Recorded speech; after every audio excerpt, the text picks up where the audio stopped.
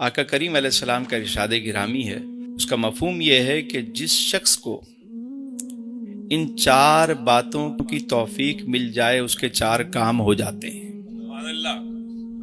کیسی بات ہے؟ پہلی بات ارشاد فرمائی، جو اللہ کو یاد کرتا ہے اللہ بھی اسے یاد کرتا ہے۔ فاذکرونی اذکرکم، اللہ فرماتا ہے تم مجھے یاد کرو میں تمہیں یاد کروں۔ کتنی مبارک بات ہے یہ کہ کسی کو ذکر کی توفیق مل جائے، کسی تسبیح کی توفیق مل جائے۔ یہاں تو کسی شخص کو کوئی بڑا لیڈر، کوئی بڑے عہدے پہ بیٹھا ہوا شخص یاد کر لے، وہ کتنا پھولا ہوا نہیں سماتا، انہوں نے مجھے یاد کیا۔ اور یہاں خالق کائنات یاد کر رہا ہے۔ کس کو یاد کر رہا ہے؟ جسے ذکر کی توفیق مل گئی۔ اگر بندہ تنہائی میں یاد کرے تو رب تعالیٰ اسے اکیلے میں یاد کرتا ہے۔ اگر بندہ کسی محفل میں اپنے رب کو یاد کرے تو اللہ تعالیٰ اس سے بہتر محفل فرشتوں میں اسے یاد کرتا ہے۔ تو اللہ کا ذکر ہمیشہ، اللہ کی یاد کو ہمیشہ اپنی زندگی میں شامل رکھیں، اور یہ یقین رکھیں کہ آپ یاد کر رہے ہیں اور آپ کو یاد کیا جا رہا ہے۔ جب یہ خیال آ جائے تو بندہ جھوم کر یاد کرے گا۔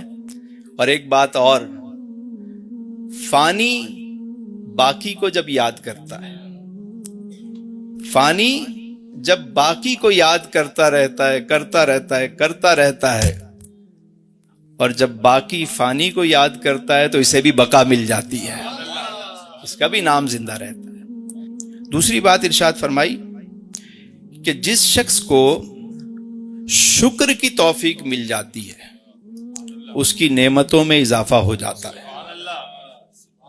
کتنا آسان فارمولا کہ تم شکر کرو، لئن شکرتم لازیدنکم، ادھر تم شکر کرتے جاؤ ادھر وہ نعمتوں میں۔ تیسری بات ارشاد فرمائی کہ جس کو دعا کی توفیق مل گئی اس کو قبولیت کی توفیق مل گئی۔ یہ بھی بڑا راز ہے، یعنی کوئی شخص اگر دعا کرتا ہے اور ایک ہی دعا وہ مسلسل کرتا رہے اسے قبولیت مل جائے گی۔ ہمارے ساتھ ہوتا کیا ہے کہ ہم کچھ دن دعا کرتے ہیں اور اس کے بعد چھوڑ دیتے ہیں، یا ہم وہ ہو جاتے ہیں کہ یار ابھی تک تو دعا قبول نہیں۔ آپ یہ دعا کرتے رہیں، دعا کی توفیق مل جانا یہ قبولیت کی علامت ہے۔ اور چند دعائیں مخصوص کر لیں۔ اچھا ہم کیا کرتے ہیں، آج یہ دعا مانگ لی، کل وہ دعا مانگ لی، پرسوں وہ دعا۔ بھئی جب ہم دعا مانگنا شروع کرتے ہیں تو یہ دنیا جو ہے وہ دار الاسباب ہے، مسبب الاسباب جو ہے وہ سبب بناتا ہے۔ اب آپ کی دعا کا سبب بن رہا ہے، چیزیں سیدھی ہونا شروع ہو رہی ہیں، آپ نے وہ دعا چھوڑ دی، دوسری دعا مانگنا شروع کر دی۔ ایک چند الفاظ اپنے لیے پہلے چن لیں۔ اس میں بھی بہت سارے لوگ جو ہے وہ سمجھ نہیں پاتے کہ گھر مانگ رہے ہیں۔ بھئی گھر کیوں مانگ رہے ہو؟ سکون کے لیے، تو پھر سکون مانگ لو، یا سکون والا گھر مانگو۔ اب پتہ چلا گھر مل گیا اور سکون نہیں ملا، کیونکہ ہم نے مانگا ہی گھر تھا۔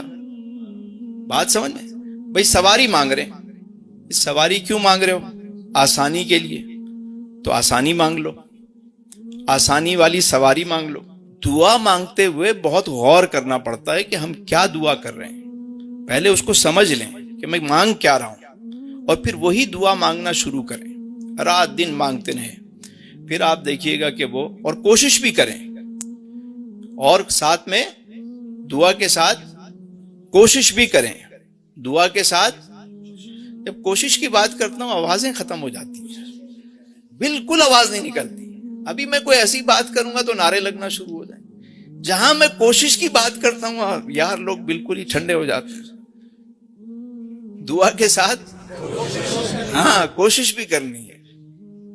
اللہ تعالیٰ پر جو کامل یقین کرتا ہے اللہ اس کو پرندوں کی طرح رزق عطا فرماتا ہے۔ یہ صبح بھوکے جاتے ہیں، شام کو بھوکے لوٹتے نہیں ہیں، لیکن پرندوں کی مثال کیوں دی؟ کبھی غور کیا؟ اس لیے کہ پرندے صبح اٹھتے ہیں اور جاتے ہیں، کوشش کرتے ہیں، تو کوشش بھی ضروری ہے دعا کے ساتھ. اور چوتھی بات ارشاد فرمائی جس کو استغفار کی توفیق مل گئی اس کو مغفرت مل جاتی ہے. کیا خوبصورت بات ارشاد فرمائی. یعنی یہ توفیق کم ہے کہ کسی کو استغفار کی توفیق مل گئی, دعا کی توفیق مل گئی, شکر کی توفیق مل گئی اور ذکر کی توفیق مل گئی.